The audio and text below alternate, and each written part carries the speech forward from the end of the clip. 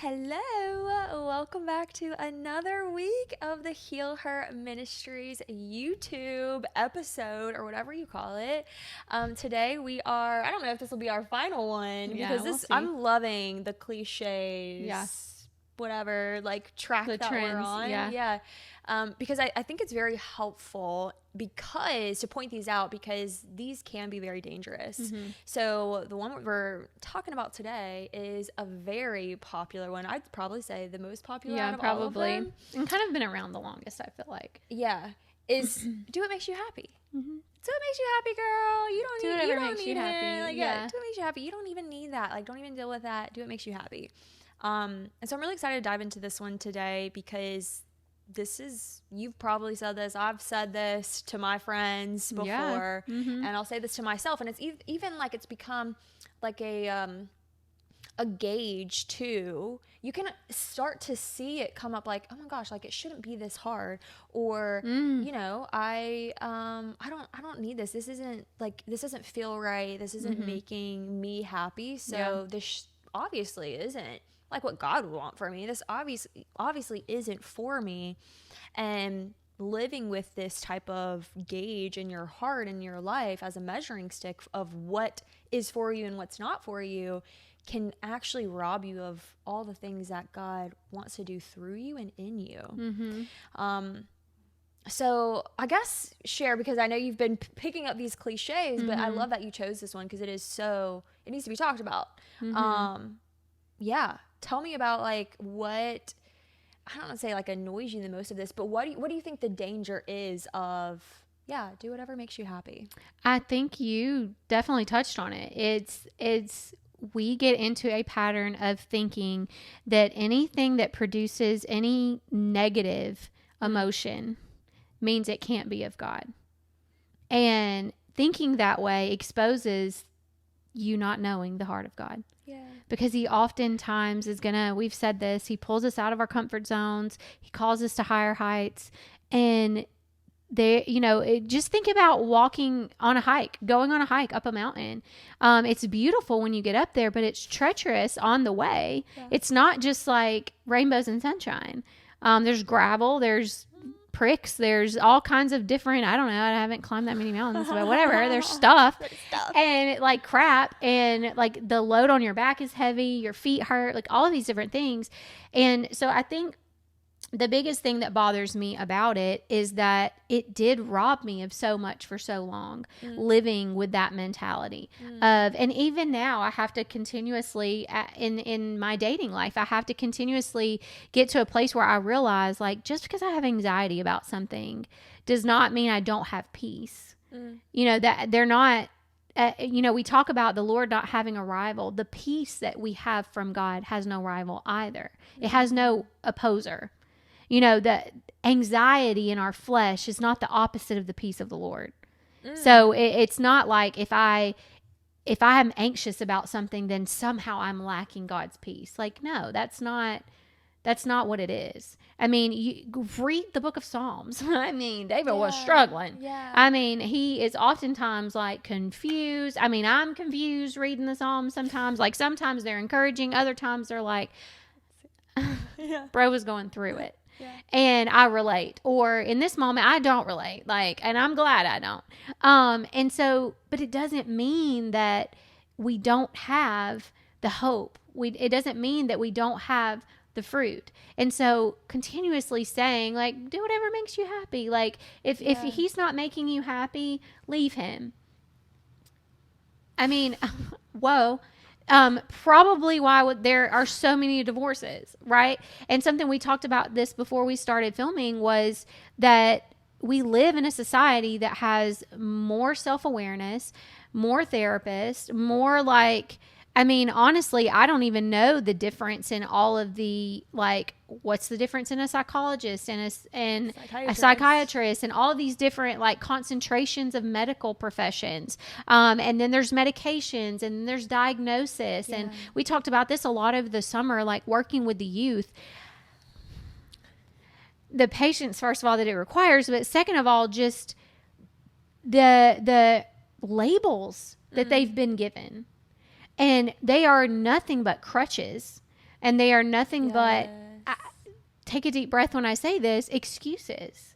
I mean, they are nothing but a tool of the enemy to say, hey, there's nothing wrong with that atrocious behavior of yours. I'll give you a label so that you can continue to act that way. And here's you an excuse for it. And I was talking to someone last night that was just very open and honest with me and told me that they suffered from a mental illness. And I just met this person. And I just gained so much respect for them, because most people aren't forthcoming with that. But like my ex-husband suffers from several different mental illnesses. But one thing that I always knew, even in our marriage, is that it's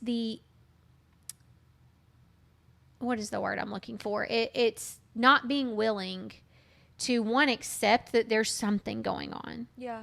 And two, wanting to be better.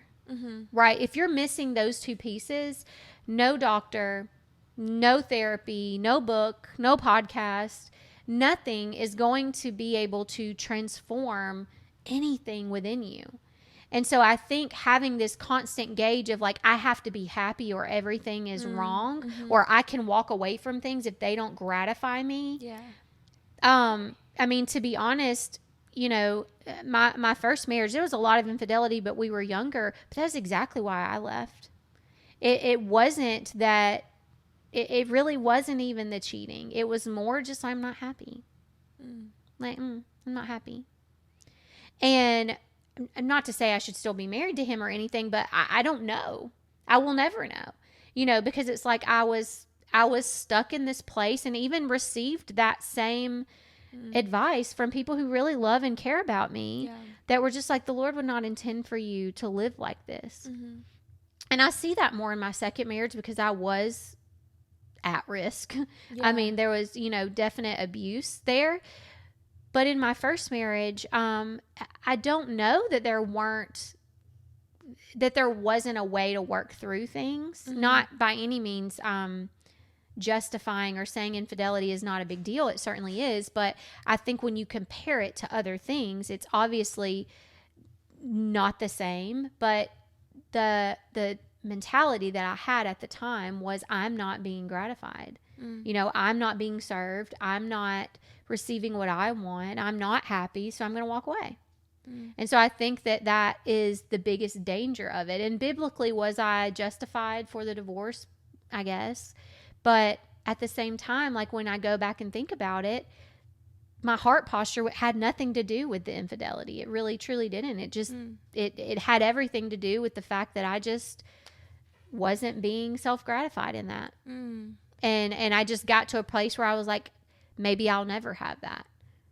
And then I just kind of let go. And I think that's where we as a society really cripple ourselves in our marriages, in our friendships, but also like in our church home. As soon as we find something we don't like or see something we don't like, we completely forget the fact that everyone in that building is a person as we are. Yes. And we expect them all to be robots, but we don't want to be a robot. But we want everybody else to maneuver and act and talk and handle us in a perfect way. But we don't hold ourselves to the same standard. And so as soon as we're in church and we don't feel great and we're not being gratified, we want to walk away, or maybe this isn't the church home for me. And I have fell victim to that as well. I can't tell you how many times that I have attended other churches or visited other churches because I just wasn't being gratified. Yeah. That's a huge topic. And I think there's so much in this, and I love how vulnerable you're being in sharing that, because I just feel like that'll open a whole nother conversation, because I mean, what do I even do with all that you said? But I guess let's focusing in on like the essence of this, of like doing what makes you happy. Talking about the church one, a big thing that I hear is, well, I'm just not being fed by this church anymore or whatever. And it's like, the do what makes you happy is kind of like an out of going through hard things, and seeing it through to the other side. I mean, word that we received from this women's conference a couple weekends ago was staying. And a lot of the times we're so quick to leave situations, and I think that is very mature of you to like, and it just showcases your growth in the way that you've reflected on your first marriage, to say, you know what, despite all this other stuff that was happening, I ultimately left because I believed this, like, this is just not making me happy, and that is enough for me to get out and to be able to leave.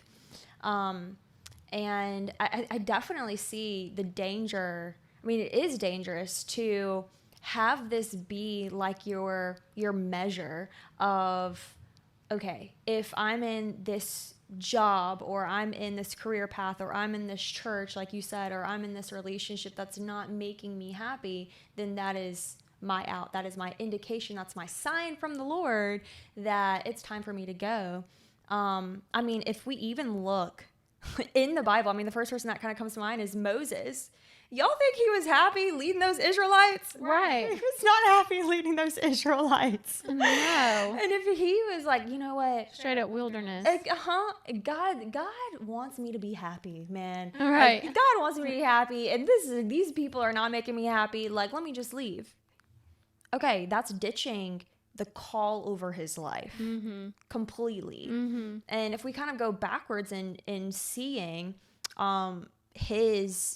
the process of the life of Moses, I mean, he heard from the Lord very clearly what he was to do. And so in a place where it was just him and God, the Lord spoke to him and said, Moses, this is who I created you to be, and this is what you are to do. He got instruction from the Lord. And many times, like, we can get instruction from God, or many times we cannot get instruction from God, and we're moving into things as well. So I think that's kind of another conversation, but there's so much foundation that can be built whenever you hear clear instruction from the Lord, like, this is who I made you to be, and this is what I've called you to do. So when you're entering into it, because I mean, if it was just like, yeah, do whatever makes you happy, why would we need to like seek the Lord in hard times when things get tough, when like rubber meets the road and it's like, oh my gosh, this doesn't seem right. It doesn't feel good. Nothing's working. Like, is this really like where I'm supposed to be? What I'm supposed to do? And it will just cause us to ditch and abort mission way too quickly, and even choose things that are completely out of, like you've been talking about, the covering of the Lord, the umbrella of God, the lordship. If we have a measure of do what makes you happy, it's do what the Lord has commissioned you to do. Do what the Lord glorifies him. Yeah, what glorifies him, because like how many times, if do what makes you happy was the heart of God, I don't even know what to say after that. I mean, we wouldn't see all of the heroes in the Bible and scriptures fulfilling their mission, or even whenever they messed up, going back, like David, for example. Like, do what makes you happy was whenever he slept with Bathsheba. That killed her husband. Yeah, killed her husband. To cover it up, do what makes you happy. And if David stayed in that part, right, of, okay, well, I'm just gonna do what makes me happy, and what protects me and saves me from, consequence, I mean, he wouldn't have came back into God's graces and continued his mission and his call. So it's very dangerous. It will one, pluck you off track and course, and it will make you go on a completely different track than what the Lord has for you. Yeah, and I think one thing too that it reminds me of is if we use the gauge as opposed to do whatever makes me happy, use do whatever glorifies the Lord. So when you're in a place and you're not happy, first of all, the word tells us that our heart is deceiving. Yeah. And that essentially, if you ask somebody, like, where do you feel happiness? It's in your heart, right? And it's your soul, it's your emotion. So if that is off kilter, first of all, I mean, that right there tells us that the word already warns us about that. Yeah. So we need to really practically sit down and say, okay, let's say it is in the church situation.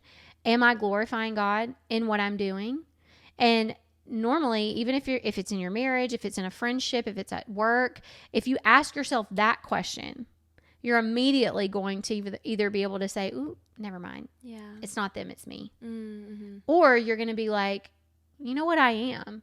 So maybe I just need to stay here for a minute and figure this out.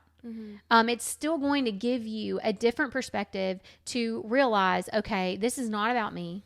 My life is not my own. I'm here to serve others. I'm here to love others. My reward, my happiness is going to come on the other side of heaven. Yeah. That's not to say that we're going to be depressed and have sucky lives forever. Yeah. It just means that the hope is our future. Our hope is not here. We don't want to be comfortable here, right? That was something that stood out for me during my breakthrough. Is I heard a word one time and was able to go back to scripture and be like, you know what, that is my hope. That is the joy of the Lord, is knowing that I shouldn't feel good here. I shouldn't be comfortable here. If at any point I'm living in the world and I'm feeling good about it and I can sin well, like I'm the problem. You know, so if I am somewhere, and it happens so much in church, it happens so much in relationships that do glorify God, because that's where the enemy wants to come in and mess it up. So if you can just come back and be like, hold on, why am I not happy? Now, if it's because your husband had an affair, okay, let's figure that out. But if it's because there is spiritual warfare going on and you're not realizing, like, this is not me against you. This is you and I against the principalities and the evil forces in this world, because we are in the realm, like you were talking about, we are in the kingdom of darkness right now. It's like, why should we fit in? Why should we feel good here? We shouldn't. Like, right? This is our home. Right. We should never be comfortable here. And oftentimes, and I know a lot of people that can relate to this, like, especially in my abusive marriage, like, I was comfortable in chaos. Pastor Chris said it one time and I was like, ew, that is me. And that is gross. Like, you're comfortable in chaos. Like, I attributed comfortability with familiarity. And it's like, I'm not necessarily comfortable. I'm absolutely miserable. But at the same time, I'm staying because it's what I know. It's what's familiar. But it's not what God has for me. And that doesn't always mean leave. Oftentimes, the word of the Lord is to stay. And that sucks, because where we are, we don't want to be. And the goodness of God is that where we are doesn't have to be where we stay. We can physically stay in the marriage, in the church, but we don't have to stay in the heaviness of what our soul feels. And we don't have to stay parked in the depression and the anxiety and the self-gratifying nature that the world wants us to. Take a break, like observe the Sabbath, like whatever it is, to find the gift of rest that Hebrews talks about. Like, he is the God of rest. It is a gift, a true gift from him. But if we're constantly consuming all different things that tell us I'm supposed to be happy all the time, like, that's why we're all depressed, because we're trying to go after an unattainable goal. Like, no one ever promised us an easy life. No one ever promised. I mean, they tell us that when we're children, life's not fair. Like, no one promised life to be fair. So no one ever promised that we would be happy all the time either. And there are seasons of sadness. There are, like you said, ebbs and flows in our life. And the more we chase after self-gratification, instead of saying, you know what, I'm just a vessel. I'm a spiritual being living a physical life right now, and I will eventually move on. Like, this too shall pass. Like, those things that are actually in the word is what we are to be using, not these things that we see in hashtags and in books. I mean, I even think one of the things that came to my mind when I was thinking about this one was Chicken Noodle Soup for the Soul. Do you remember that? The books, Chicken Noodle Soup for the Soul. I'm probably aging myself. No, I think I've heard of it, but I've never read it. So there's like a million of them. They're like, the book is called Chicken Noodle Soup for the Soul, and then it'll be like For Moms or For a Grieving Widow, or there's like millions of them. Yeah.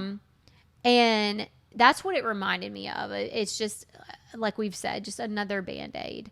And I've spoke to this before, but like during my breakthrough, and I'm kind of out of it now where I'm able to consume other things, but during my breakthrough and as someone that lives by the mantra of doing whatever makes them happy, I think the biggest challenge that the Lord gives to us is not consuming anything but Him, and not consuming anything but His Word.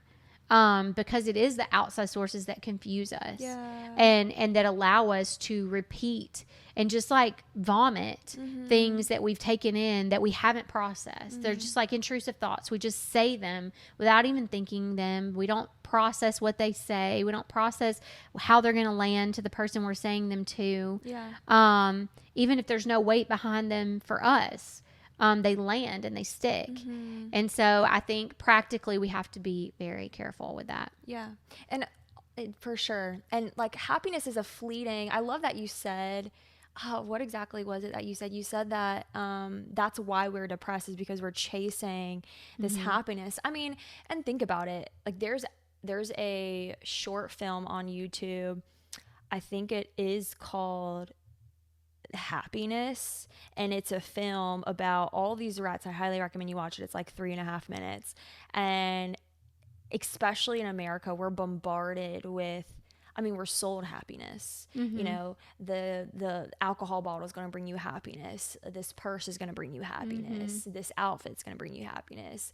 All these things, we're sold happiness. This course is going to bring you happiness. That's what they're selling. They're not really selling the thing. They're selling a feeling and this belief that, like, they're selling you on the idea that if you buy this thing, you're going to be happier. And that's what the short film is about. And it's so powerful because it's just a never ending race. You get the car, you want another car. You're never, and that's something that I realized one of my biggest months in business, where I hit my first 5-figure month, I went out, it was so exciting, and like we were spending it on all these things. Like we ended up, it was the first time we would go to the store and we didn't have to look at the price tag.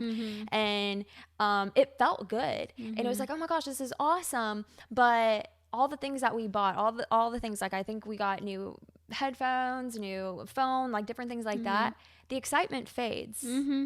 It's temporary. Like this high or this happiness or like achieving a certain level, euphoric. It fades. What lasts are the things that are not of this world. It's what's permanent is your home in heaven that Jesus is already preparing for, and your reward that you're stacking up in heaven based off of how you're living here. And also just your relationship with God. There's nothing, and it's so annoying. I get so annoyed at myself too sometimes, because it's like, I know that spending time with the Lord is going to make me happy in a sense. It's going to bring me just a great, I know it's going to be good for me, and there's nothing like that. And I want to get to a place where, and some days I am, but I want it to be steady, where it's like, oh my gosh, I'm waking up and I'm excited to spend time with God today. I want that to be every day. And there's nothing sweeter and there's no greater reward than being able to sit and to hear revelation from God, and He's speaking to you. It's like, it's so cool. It's better than anything that you can get or chase here.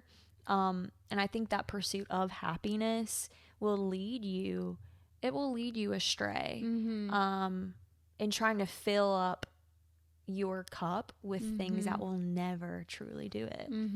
Well, and it puts you back in that religion mindset, because all that comes when we're living in the world, all that comes is things of the world.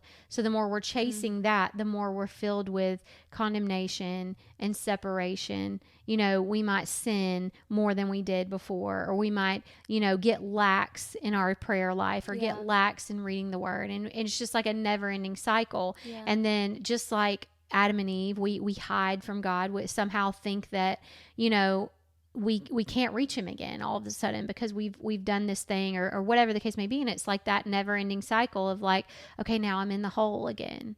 And He's so kind to always be there, but it's like, why do we put ourselves there to begin with? Because it's not happiness that we should want. It's joy. You know, happiness can be taken away. No one can steal your joy. And it's just a minor, and we learn this in sales, like everything is a minor change of the words. It's just all in the way that you word things. And it's not a mind game. It's not manipulation. It's the difference in the world and the word. Like, what does the word say, which is true and living, versus fleeting. Yes. And the enemy has been here since the beginning. So he knows what the word says, and he knows how to change it just enough for you to think you're still in alignment, but it gratifies you and it feels better. But the word also tells us that if we are doing that, we won't see the kingdom of heaven, right? If we are doing those things, we won't find that reward. So it's like having that ability, like you said a while ago, or in the last episode, to have a community where you can have these conversations and be able to discern, you know what, like I've been seeing this trend go around and just something just doesn't sit right about it. Like something I respect about Forrest Frank, like he came out and said he wasn't going to go to the Dove Awards, and like whether I agree with that or not is irrelevant, but I saw Sadie Robertson like comment on it, and she was like, I just respect him for following his conviction. Like I don't think there's anything wrong with it, but he feels convicted. And that is his personal walk. And I respect that. I respect that he's walking in his own conviction, because he may be struggling with something I don't struggle with, right? He may have a vice I don't have. But the God is so good, and he's so kind to say, hey, Forrest, I know what you struggle with, right? So I'm going to convict you about this one particular area, because there's something at that award show that if you go outside of my covering, you're going to have a hard time. And we've both lived this before, you know, where we're like, I don't know why, but like you can go, but something about it doesn't sit right with me. And I'm not saying that you're sinning by going. I'm just saying there's a conviction on me that I don't know what it is.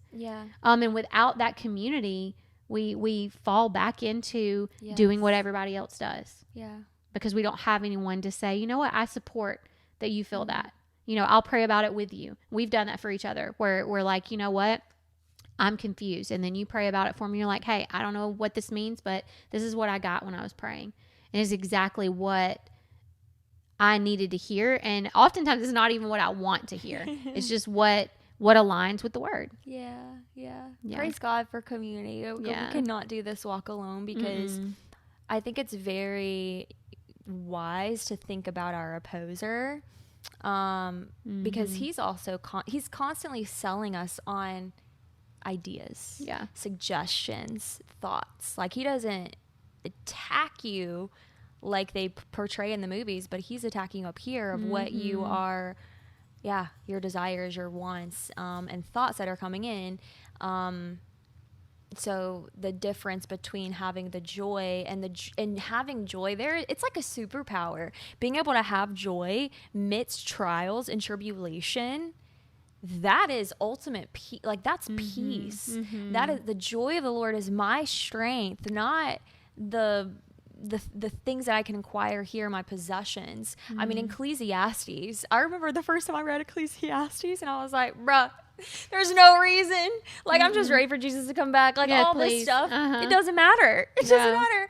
But that is also, like, it was a little dangerous, because it was just, I mean, again, it's like a nuance, too. Because in Ecclesiastes, he talks about, like, no matter what, like, you're chasing after the wind. You're chasing after the wind. You're chasing after the wind. This life is, I remember I had a visual of just imagine, like, I don't know, a 500-foot rope. This little piece right here, imagine it just being taped in red. This is our life here on earth in comparison to the rest of our life. And so it's not one of the shifts that I really appreciated that I had received from a mentor was this realization that we are collecting rewards in heaven based off of our decisions here. And it's not bad to like do things out of knowing that you will receive a reward. Like God is a rewarder of people. And it's not that he definitely doesn't want you to live a comfortable life here where you're not having to walk in faith. You can't please God without faith. But he doesn't want you to like we're not saying he wants you to be desolate and to live in a struggle.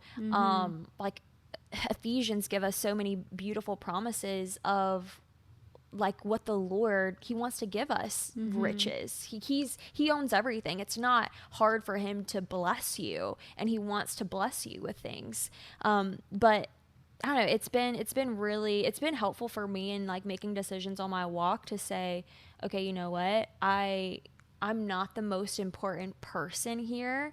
And that's okay. That's actually a blessing to be able to have opportunity to serve others, to put other people before you, because you are getting a reward. Even if you don't see it here, you're getting a reward in all of eternity. So the rest of the life that we're living. And that was just something that was very helpful to kind of like, you know, the goal isn't just to be happy here. It's to do the will of God. And if we believe that the Lord is good, and he is a rewarder, and he's a good father, and he wants to give us the desires of our hearts, we can trust him. And whatever he's telling us to avoid or to move into, we're going to be provided for, and in a way that we need to be provided for. It might not look the way that you think, but he just knows best. Yeah. Yeah, it takes the pressure off a little bit. Yeah. I love it. Yes. Well, we'd love if you want to hang out with us live. I would say in person, but live on Zoom, virtually. We're going to be having a masterclass coming up here in on November 9th at 6 p.m. Central Standard Time, where we're going to be talking about how to build God-rooted confidence so you can silence the accuser, silence the self-doubt, and boldly step into the calling that God has over your life, because you have a calling, and we want you. This is a time in history. I mean, every single day, but this is a time where you've been called, you've been appointed here for a purpose, where you are within your community, your age, everything, not by coincidence. And so you've got a call of God over your life. We want to just help you discover that. And so that'll be live November 9th. You can check out the link in the description below and get your free seat to register. And we'll see you soon. Bye. Bye.